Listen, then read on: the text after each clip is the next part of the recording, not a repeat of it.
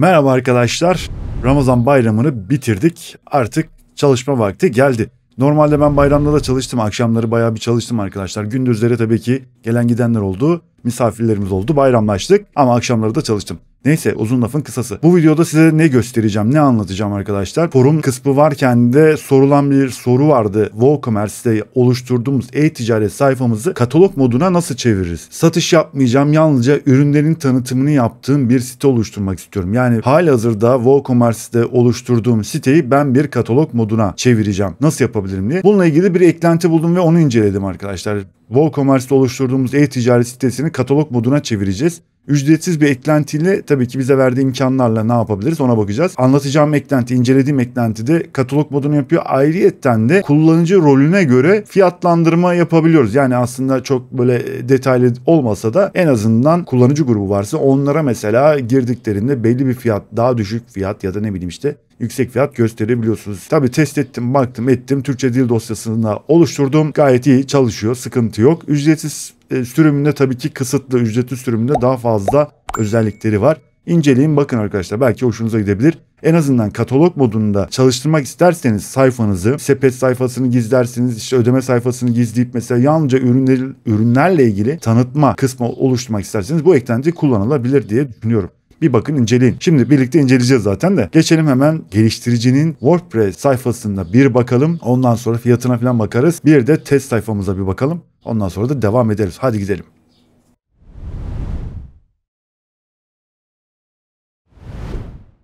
Geldik e-ticaret sayfamıza arkadaşlar. Bakın test. Ben burada kurdum eklentiyi. Burada test ettim. Hemen göstereyim size de şimdi.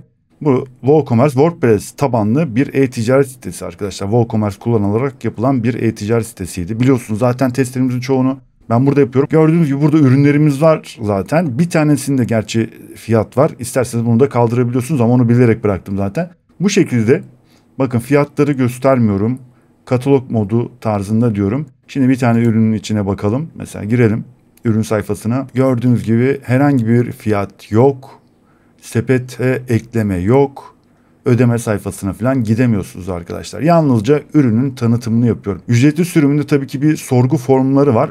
Tabii ücretli sürümünde o. Ücretsiz sürümünde ne yazık ki yok. Onu da şöyle yapabilirsiniz. Eğer sayfaları, yani ürün sayfalarını siz özelleştirebilirseniz işte ne bileyim iletişim formuyla bir şekilde çözmeye çalışabilirsiniz. Ama az ürünü olanlar için tabii ki, çok ürünü olanlarda bilmiyorum, o biraz zor olabilir. Öyle bir şey aklıma geldi ama zor olur diye düşünüyorum.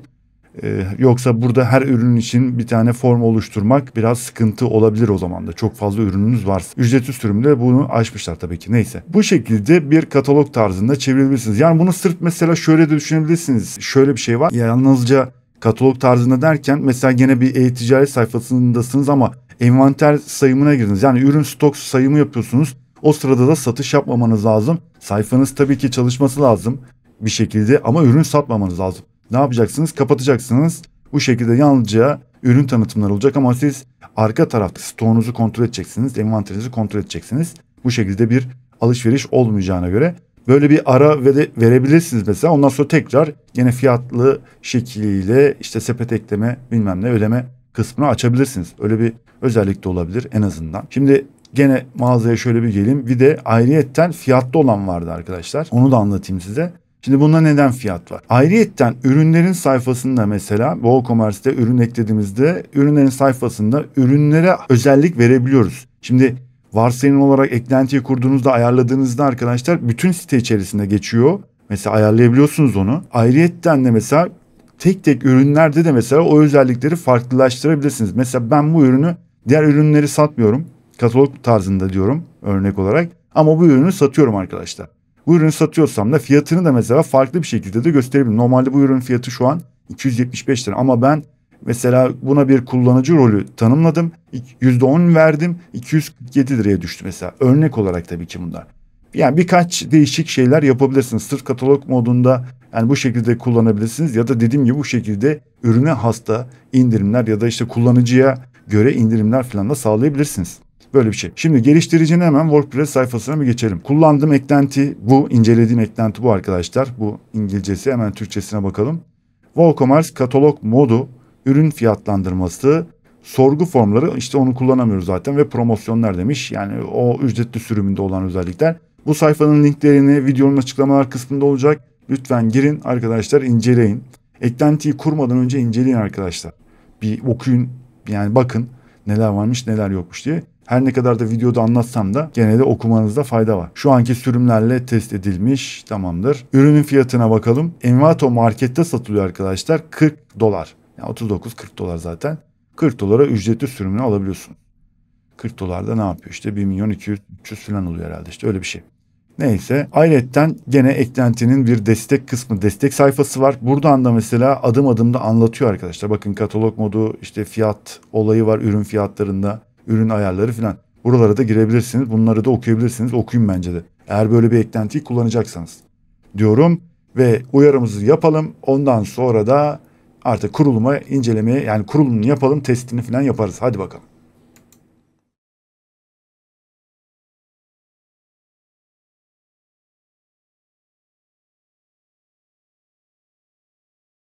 E-ticaret sayfamıza geldik. Bu sayfayı kuracağım arkadaşlar.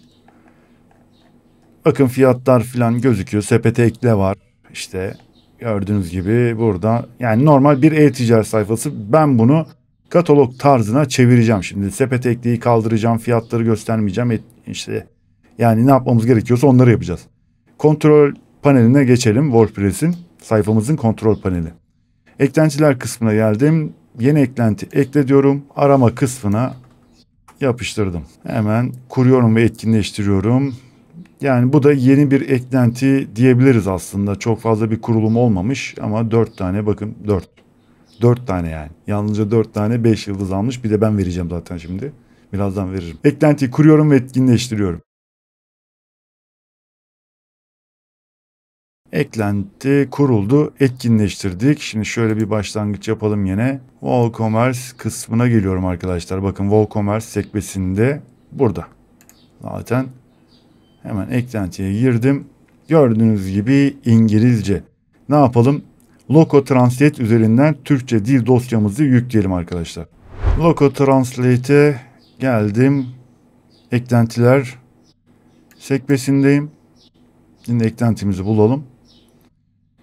Hemen şöyle aşağıda zaten bakın gördüğünüz gibi eklentiye geldim. Po yükle diyorum. Tabii ben çevirdiğim için arkadaşlar sıkıntı yok. Hemen Po yükle diyorum. Önce Loco klasöründe deneyeceğim. Olmazsa sistem alacağız. O da olmazsa geliştirici kısmını alacağız arkadaşlar. Şöyle hemen dil dosyamı aldım.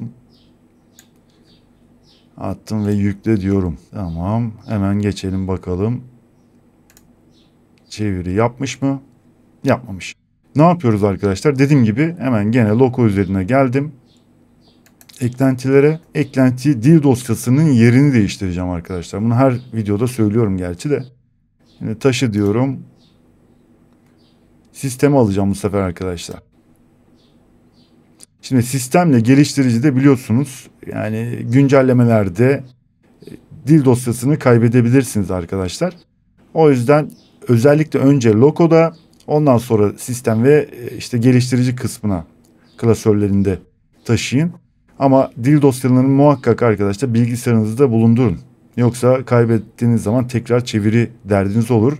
Bu arada isterseniz tabii ki bu dil dosyaları internet sistemde çok cüzi bir fiyata veriyorum arkadaşlar. Hem bana destek olmak amaçlı alabilirsiniz, kullanabilirsiniz. Dosyaları taşı diyorum. Şimdi bir dönelim bakalım. Evet, Türkçeleşmiş kısma bakalım. Evet, kısım yani sekmede ayarlar hepsi Türkçeleşmiş arkadaşlar. Bu şekilde de eklentimizi Türkçe kullanabileceğiz. En azından anladığımız dilde bakabiliyorsunuz arkadaşlar. Anlıyorsunuz yani, şöyle baktığınız zaman bakın. Büyük bir bölümü Türkçe arkadaşlar, sıkıntı yok. Ve artık şu ayarlara bir geçelim. Eklentimize WooCommerce sekmesinin altından hemen geldik. Bastık şöyle bakın. Böyle bir sayfa karşılıyor bize. Şimdi genel ayarlar sekmesine bir gidelim bakalım. Katalog modunu etkinleştir. Evet.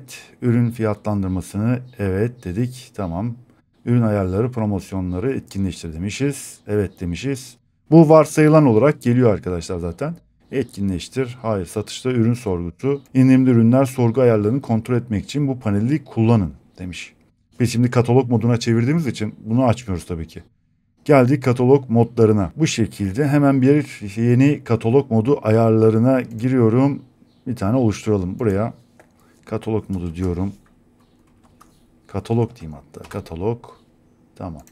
Şimdi mağaza sayfası ayarları, ürün sayfası ayarları. Mağaza ve ürün, yani tekli sayfada arkadaşlar. Tek ürün sayfasına girdiğinizde. Şimdi ilk önce mağaza sayfası ayarlarıyla başlayalım. Ayar ekle diyorum. Sepet ekleyi göster. Hayır, sepet ekleyi gizle diyorum. Hiçbir şey metin bilo. Eğer metin bilo seçersek burada mağaza kısmında fiyat sepetin olduğu kısımda arkadaşlar buraya bir yazı şeklinde bir şey ekleyebiliriz. Mesela örnek. Mesela tanıtım diyorum. Şöyle bir kafadan salladım. Metin bilo, tamam. Metin bilo tanıtım dedik. Bir kaydedelim. Bakalım. Geçtik. Ön belleği temizleyelim. Bakın. Sepete ekle kısmının yerine tanıtım diye bir şey geldi. Gördüğünüz gibi. Yani bunu da kaldıracağım ben tabii ki. Hiçbir şey diyorum. Yani hiçbir şey göstermesin. Fiyat görünürlüğü, fiyatı göster diyor, fiyatı gizle diyorum. Kaydet diyorum. Şimdi bir bakalım. Fiyatlarımız da var çünkü bakın gözüküyor. Evet, fiyatlar gitti. Sepete ekle kısmı gitti arkadaşlar. Bu şekilde. Bu mağaza sayfasında arkadaşlar. Yani ürünlerimizin, bütün ürünlerimizi gösterdiğimiz alan, sayfa diyeyim. Şimdi tekli olarak da mesela ürün sayfasına geldik. Bakın burada hala sepete ekle var ve fiyat da var arkadaşlar. Bakın bu şekilde. Şimdi bunu da kaldıracağız. Ne yapıyorum? Ayarlar kısmına, ayar ekleme kısmına ürün sayfası ayarlar seçiyorum ve ayar ekle diyorum.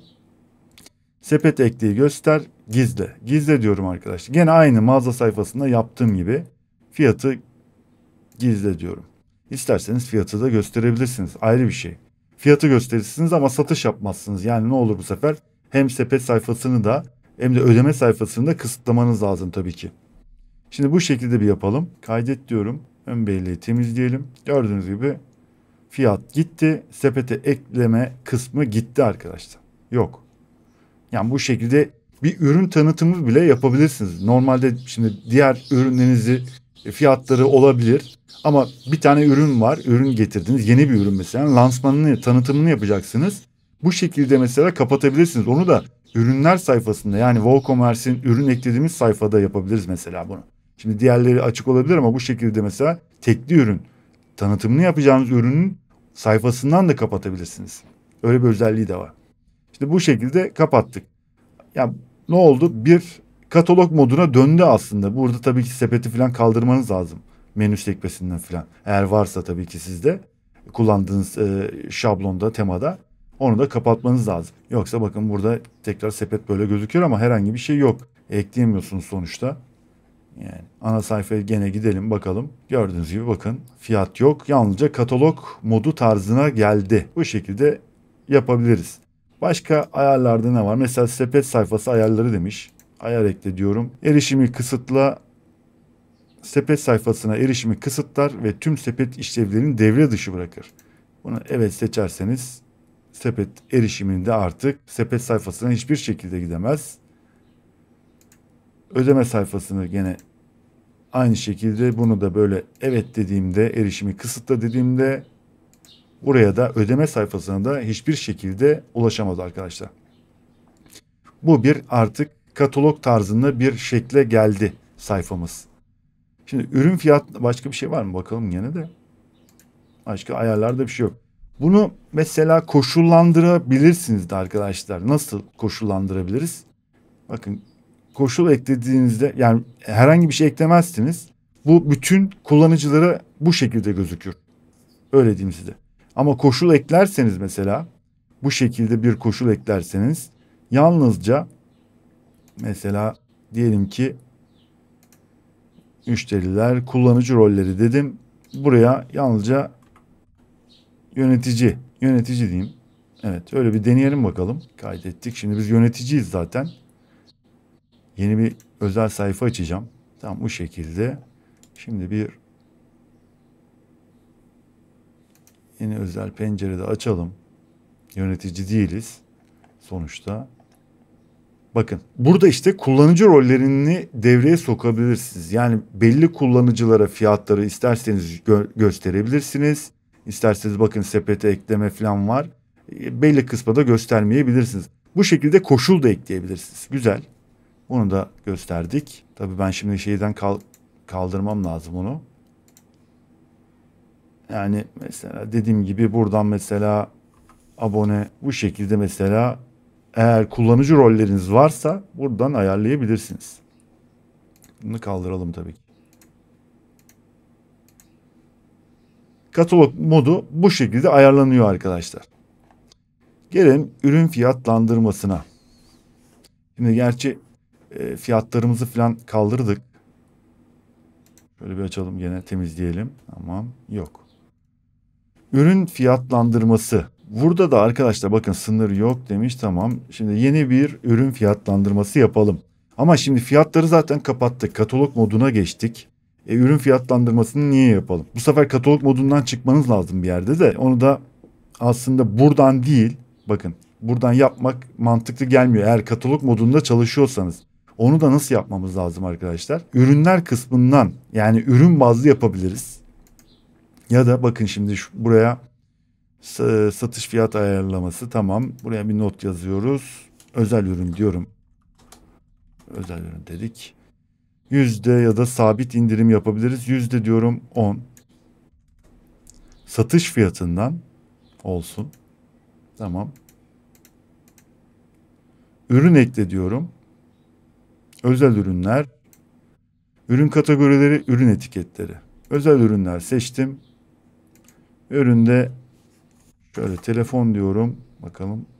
Canvas telefon kılıfı. %10. Ama katalog modunda dediğim gibi şimdi zaten fiyat göstermeyecek. Yani burada yaptığınız zaman biraz şey oluyor. Nasıl diyeyim size? Karışık gibi geliyor aslında. Ama ürüne dayalı, ürünün kendi sayfasında yaparsanız bence daha iyi olur diye düşünüyorum ben açıkçası. Bilmiyorum benim aklıma öyle geldi ama burada mesela şöyle bir şey yapabilirsiniz. Yani ürünün mesela burada bu ürüne böyle bir indirim veririz. Bir koşul ekleriz. Koşul verdiğimizde katalog modundan çıkmamız gerekiyor mu acaba? Ona bir bakalım. Kullanıcı rolleri. Şöyle bir deneyelim bakalım. Bakalım. Tamam, katalog modundan çıkmamız gerekecek gibi geliyor bana çünkü. Yani sonuçta hepsini kapattık çünkü. Yani o katalog modunu çıkarmak lazım ki ürün fiyatını buradan ayarlayabilirsiniz diyeyim. Kaldıracağım. Kaydet diyorum. Ürün ayarlarına bir gidip bakalım. Ürün ayarları. Yeni ürün ayarları. Oradan da ya burada yapacağınız tüm ayarlar çünkü site genelinde geçiyor arkadaşlar. O yüzden diyorum ürün bazlı yapmak daha mantıklı geliyor. O yüzden şimdi ürünler sekmesine geçeceğim. Bakın burada yapmak daha mantıklı. Telefon 275 liraymış. Bakalım şimdi. Ürün sayfasına geldim. Bakın buraya zaten 3 tane sekme açıyor. Ayar sekmesi, katalog modları. Bakın katalog genel ayarları kullandığı zaman eklentinin ayarlarında yaptığımız ayarları kullanıyor arkadaşlar burada. Mesela bunu genel ayarları kullan, etkin demişiz. Genel ayarları geçersiz kıl dediğimde bakın orada yaptığımız ayarları geçersiz kılacak ve ben yeni bir ayar yapacağım şimdi. Katalog modu ayarı yapacağım. Ne yapacağım? Oraya mesela ne diyeyim tanıtım ürünü. Tanıtım ürünü dedim. Mağaza sayfası ayarları tamam. Ayar ekle. Sepet ekleyi göster. Soruşturma ekle demiş. Soruşturma demeyelim de buraya sorgu ekle. Bağlantı türü sepete ekle linki sayfa URL'si. Şöyle yapalım. Fiyatı göstersin. Tamam. Ürün sayfası ayarları ekle diyorum. Evet. Sepete ekle fiyatı göster. Tamam. Bu şekilde bir kaydedelim.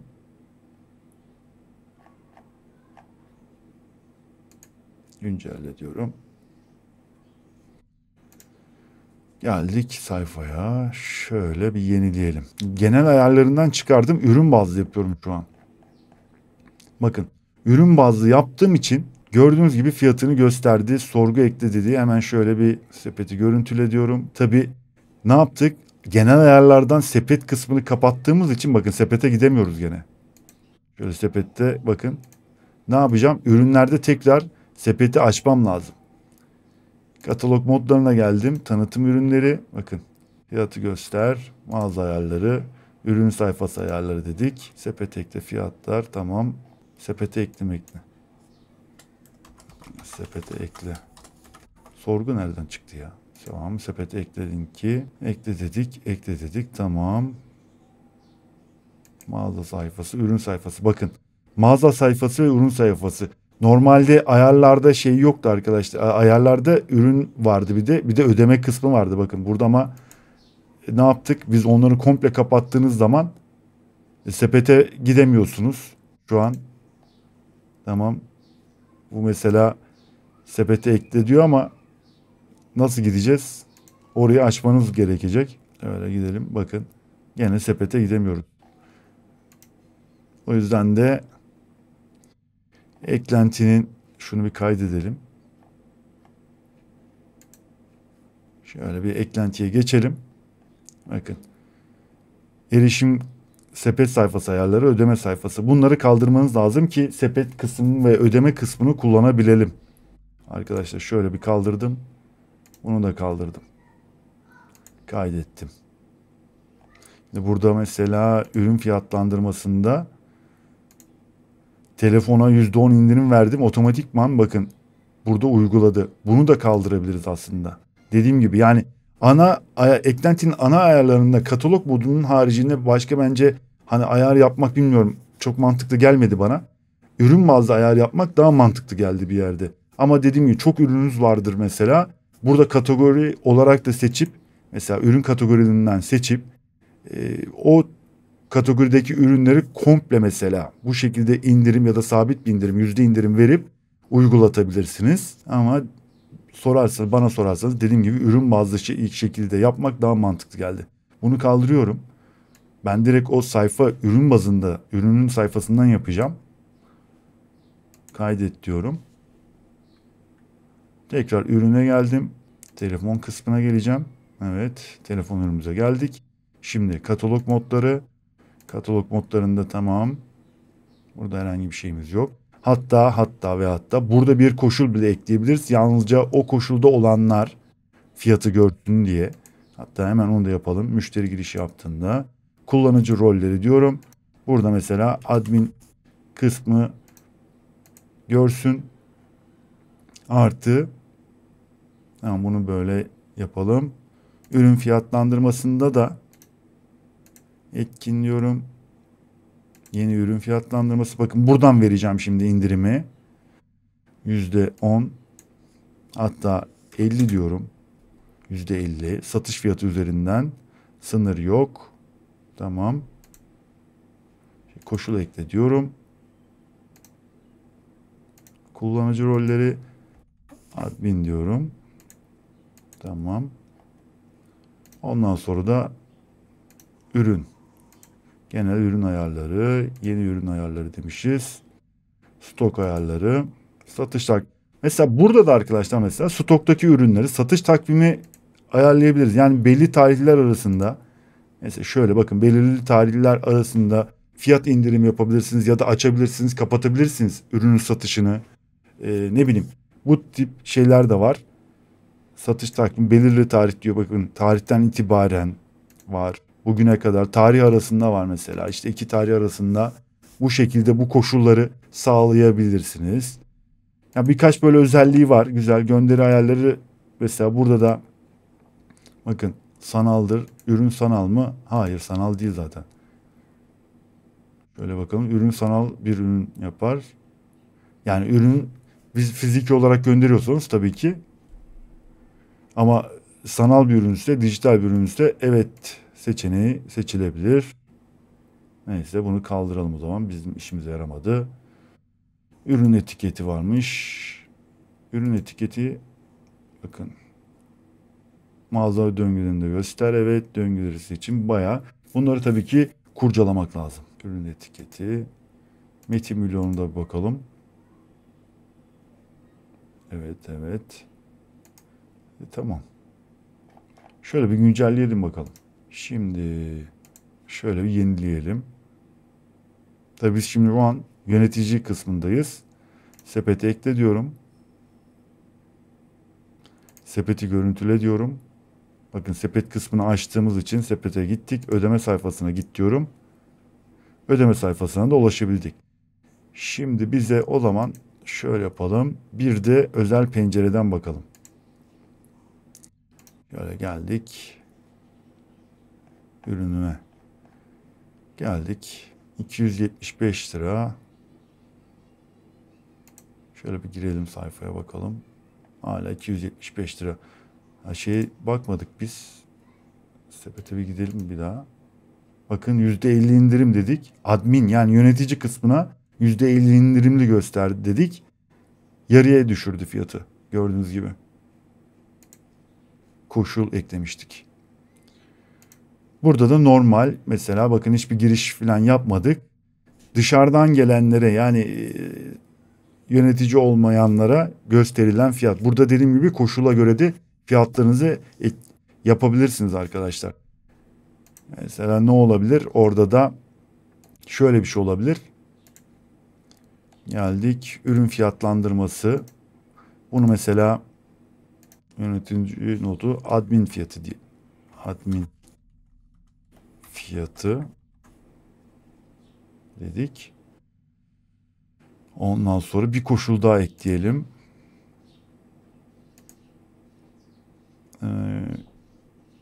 Müşteriler yok şöyle yapalım. Koşul değil. Yeni ürün fiyatlandırması diyorum. Buna mesela 10 indirim. %10 indirim. Tamam. Şimdi bir koşul ekleyelim. Müşteri giriş yaptın ya da müşteriler dediğimizde giriş yapmış olması lazım. Müşteri giriş yaptığında müşteriler tabii ki giriş yapması lazım. Şöyle ekleyelim bir zaman. Tamam böyle bir ekleyelim. Güncelle diyorum. Ön belleği temizleyelim. Tabii admin olarak bize gösterdiği fiyat. Yenileyelim bir. 275. Müşteri olarak girdiğimizde fiyat tabii ki otomatikman düşecek arkadaşlar. %10 indirim alacak. O şekilde de ayarlayabiliyoruz. Yani katalog tarzında kullanmak için bir de bu şekilde farklı ürünleri mesela olabilir ya da işte komple bütün ürünlerde olabilir. Böyle bir şey yapabilirsiniz arkadaşlar. Yani belli tarihler aralığında olabilir. Ne bileyim yani farklı şeyler, varyasyonlar oluşturabilirsiniz. Değişik varyasyonlar. Ama katalog modunda kullanmak istiyorsanız bence kullanılabilecek bir eklenti. E-ticaret sitelerini katalog tarzına çevirmek isteyenler için güzel bir eklenti, test edilebilir. Yeni bir eklenti sonuçta. Neden olmasın? Kullanılabilir mi? Kullanılabilir. Olabilir yani. Ücretsiz sürümüyle de katalog tarzına çevirebilip artı işte dediğim gibi ürünlerde de farklı koşullar, rollerdekilere mesela ya da değişik fiyatlandırmalar yaparak belli tarihler aralığında satışlara göstermek, açmak filan. Bu şekilde yani birçok böyle değişik varyasyonlarda kullanabileceğiniz bir eklenti test ettik, inceledik, baktık. Hoşunuza gidebilir. Belki kullanabilirsiniz diyorum. Eğer videoyu beğendiyseniz arkadaşlar lütfen bir beğeni atın.